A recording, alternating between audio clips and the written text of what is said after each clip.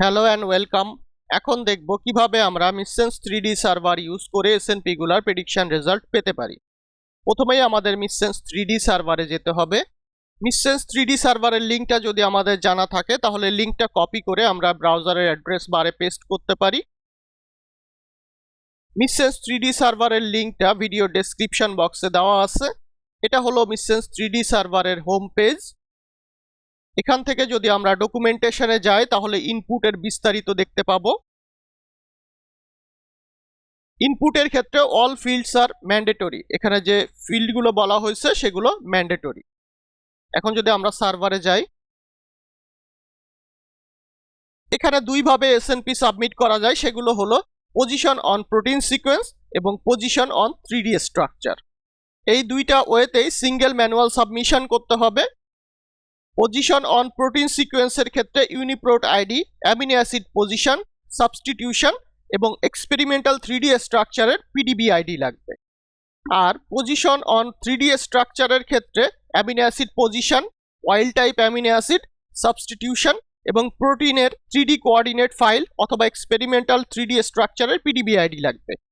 3D coordinate ফাইলটা নিজের experimental অথবা মডেলড স্ট্রাকচার হতে পারে, ইনক্লুডিং আলফাফোল্ড মডেল অথবা স্ট্রাকচার। আমরা আমাদের প্রোটিনের পিডিবি আইডি অথবা 3D কোঅর্ডিনেট ফাইলটা কোথায় পাবো?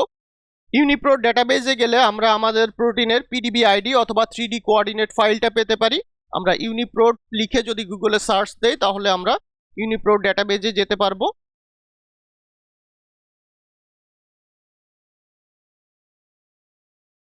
এটা হচ্ছে ইউনিপ্রোট ডেটাবেজ।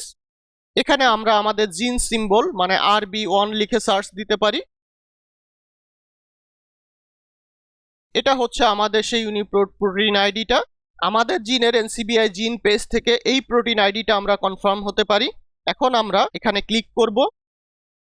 এরপর আমাদের ক্লিক করতে হবে স্ট্রাকচারে। এখন যদি আমরা একটু নিচের দিকে যাই, এখানে আমরা এক্সপেরিমেন্টালি ডিটারমিন্ড 3D স্ট্রাকচারের পিডিবি আইডি দেখতে পাচ্ছি, যেমন 1AD6, 1GH6 এবং নিচে আমরা আরো অনেকগুলো আইডি দেখতে পাবো। যেমন এখানে আমরা দেখতে পাচ্ছি এই আইডিগুলো। এখানে আমরা 3D স্ট্রাকচার ডিটারমিনেশন মেথডের নাম দেখতে পাচ্ছি, যেমন এক্স-রে ক্রিস্টালোগ্রাফি। এখানে যদি আমরা উপরে যাই,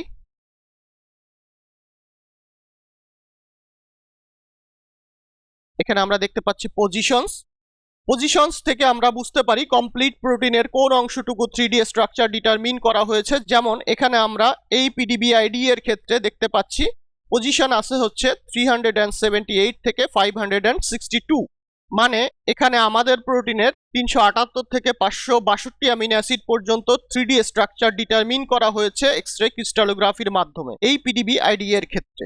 এখানে যদি আমরা নিচের দিকে যাই, এখানে আমরা দেখতে পাচ্ছি 870 থেকে 882 পর্যন্ত অ্যামিনো অ্যাসিড, এখানে 802 থেকে 817, এখানে 53 থেকে 787, কিন্তু কমপ্লিট অথবা ফুল প্রোটিনকে কভার করে, মানে 1 থেকে 928 অ্যামিনো অ্যাসিড পর্যন্ত কভার করেছে এমন কোনো এক্সপেরিমেন্টালি ডিটারমিন্ড 3D স্ট্রাকচার এখানে নাই। আমরা যদি নিচের দিকে আরো যাই, তবে এখানে আলফা ফোল্ডের একটা প্রেডিক্টেড 3D স্ট্রাকচার আছে যেটা ফুল প্রোটিনকে 1 থেকে 928 অ্যামিনো অ্যাসিড পর্যন্ত কভার করে, যেটা আমরা এখানে দেখতে পাচ্ছি আলফা ফোল্ডের স্ট্রাকচার। যেমন এখানে আমরা অ্যামিনো অ্যাসিড পজিশন দেখতে পাচ্ছি 1 থেকে 928। এই আলফা ফোল্ডের স্ট্রাকচারটা আমরা ডাউনলোড করে ফেলতে পারি। এখানে যদি আমরা উপরের দিকে দেখি, এখানে আমরা অ্যামিনো অ্যাসিড পজিশনটা দেখতে পাচ্ছি না, কিন্তু এখানে যদি আমরা প্রোটিন ডেটা ব্যাংকে যাই এবং এখান থেকে স্ট্রাকচারটা ডাউনলোড করি তাহলে আমরা দেখতে পাবো যে এখানে কত অ্যামিনো অ্যাসিড থেকে কত অ্যামিনো অ্যাসিড পর্যন্ত কভার করা হয়েছে। এখান থেকে আমরা পিডিবি ফাইলটা ডাউনলোড করব। এটাকে যদি আমরা ডিরেক্টলি নোটপ্যাডে ওপেন করি, এখান থেকে আমরা যাব হচ্ছে ডিবি রেফ। এখানে আমরা দেখতে পাচ্ছি এটা হচ্ছে আমাদের সেই প্রোটিন আইডি এবং এখানে আমাদের প্রোটিনে 380 থেকে 577 পর্যন্ত কভার করেছে।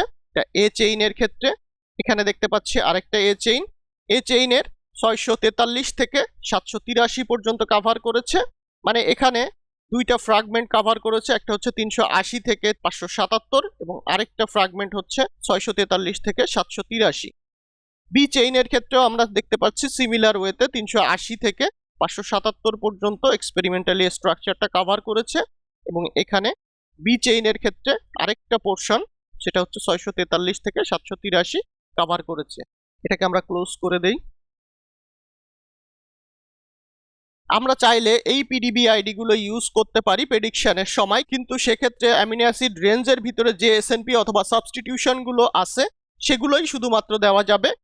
এটার ক্ষেত্রে যদি আমরা চিন্তা করি তাহলে 870 থেকে 882 এই রেঞ্জের ভিতরে যে সাবস্টিটিউশন গুলো আছে সেগুলোই আমরা এই আইডির ক্ষেত্রে ইউজ করতে পারবো।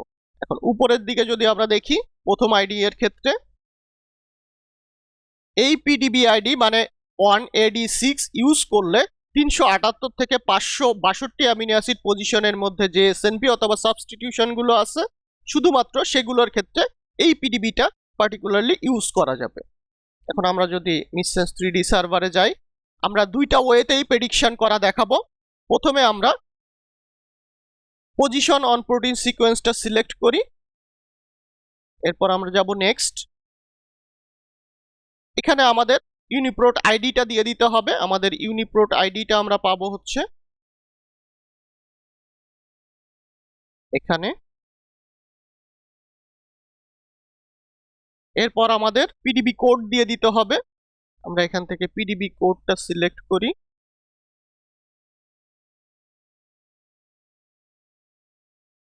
আমরা যদি এই পিডিবি কোডটা ইউজ করি তাহলে এখান থেকে এটা কপি করতে পারি।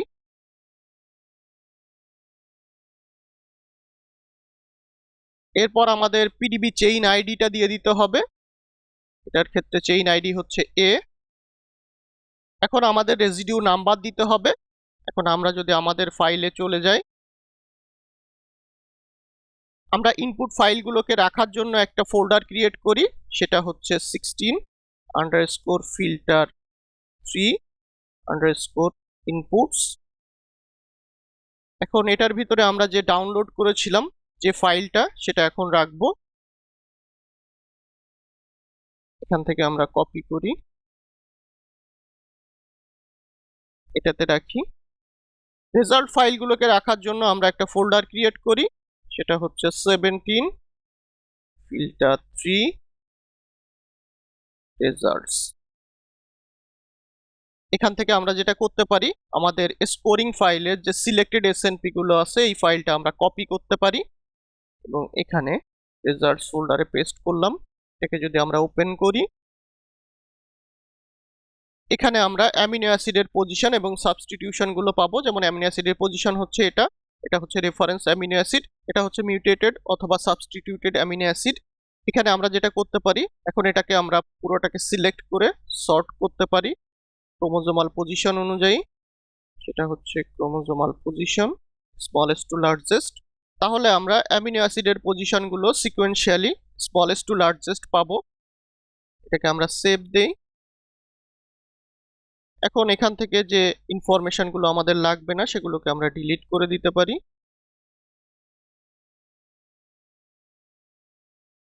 এটাকে কন্ট্রোল-S দিয়ে সেভ করি। এখন আমাদের সাবস্টিটিউশনটা দিতে হবে হচ্ছে, এখান থেকে আমরা দেখে আসি রেঞ্জটা। আমাদের অ্যামিনো অ্যাসিড সাবস্টিটিউশনটা দিতে হবে 378 থেকে 562 এর ভিতরে, যেহেতু আমরা এই পিডিবি আইডিটা ইউজ করছি। তাহলে আমরা যদি নিচের দিকে যাই,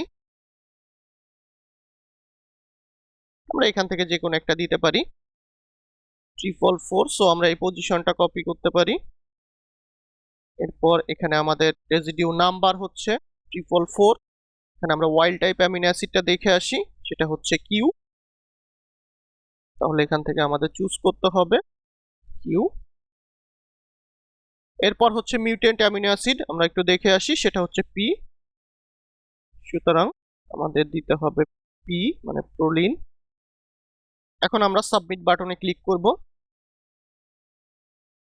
এখানে আমরা রেজাল্ট দেখতে পাচ্ছি নো স্ট্রাকচারাল ড্যামেজ ডিটেক্টেড। এখানে অর্থাৎ অ্যানালাইসিস রেজাল্টসে যদি কোনো ধরনের স্ট্রাকচারাল ড্যামেজ ডিটেক্টেড হয় তাহলে সেই এসএনপি অথবা সাবস্টিটিউশনটাকে ড্যামেজিং ধরা হয়, যেটা আমরা সামারি ফাইলটা ডাউনলোড করলে দেখতে পাবো। আর যদি no structural damage is detected তাহলে সেটাকে নিউট্রাল ধরা হয়। আমরা এখন সামারি ফাইলটা ডাউনলোড করতে পারি।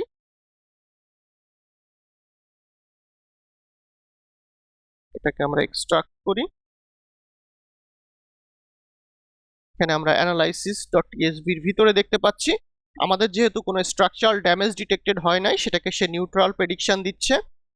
এটার কলাম নেমটা আমরা কপি করি। তাহলে এটাকে যেটা আমরা করব সেটা হচ্ছে এখান থেকে আমরা কলাম নেমটা দেই।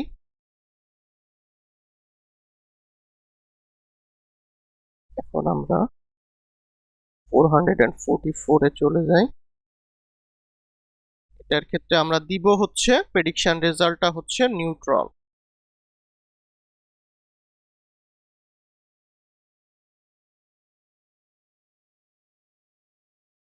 কন্ট্রোল এস দিয়ে আমরা এটাকে সেভ করব। এখন যদি আমরা এই রেঞ্জের ভিতরে আরেকটা মিউটেশন দেখি, যেমন 448 নাম্বার অ্যামিনো অ্যাসিড যেটা আছে সেটা, তাহলে আমরা এখানে যাব।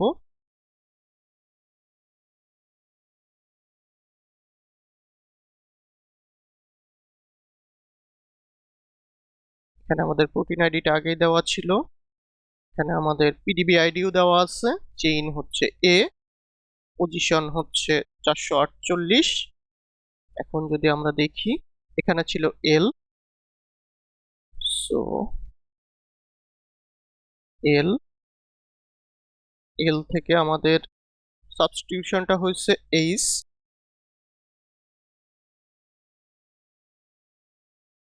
এখন আমরা সাবমিটে ক্লিক করব। এখানে আমরা দেখতে পাচ্ছি স্ট্রাকচারাল ড্যামেজ ডিটেক্টেড হয়েছে।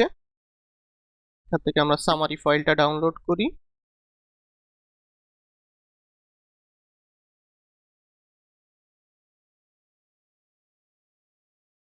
আমরা ক্লোজ করে দেই।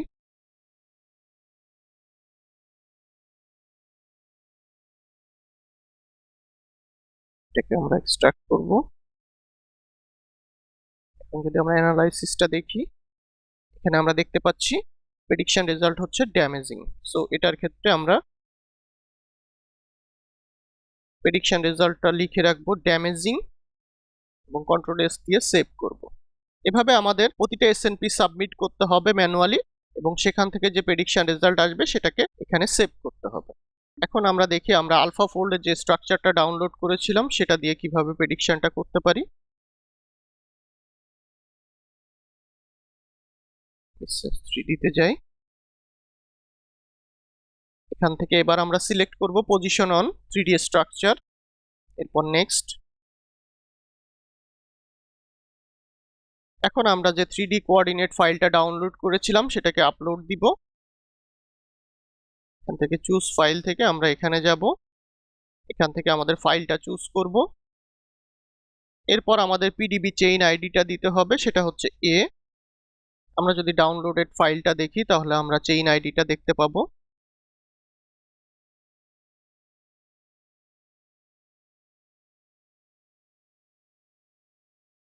এখানে ইনপুটের ভিতরে আছে, এটাকে যদি আমরা নোটপ্যাডে ওপেন করি, এখানে অ্যাটম ইনফরমেশন থেকে আমরা বুঝতে পারবো যে চেইন আইডিটা হচ্ছে এ।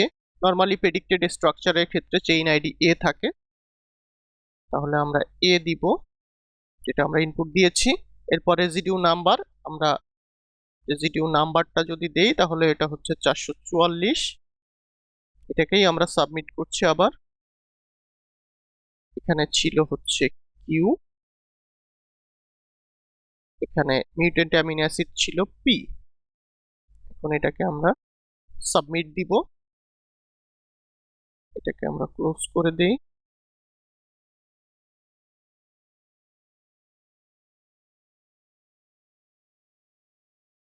ডাউনলোডস থেকে আমরা এগুলোকে ডিলিট করে দেই।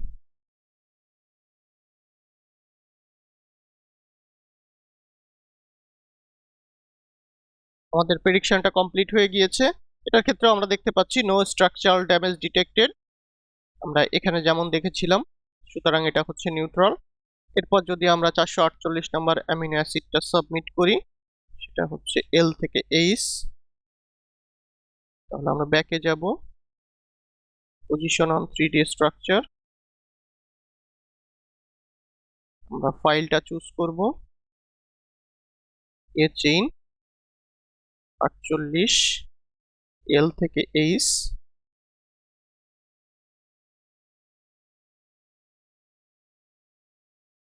এরপরে সাবমিট।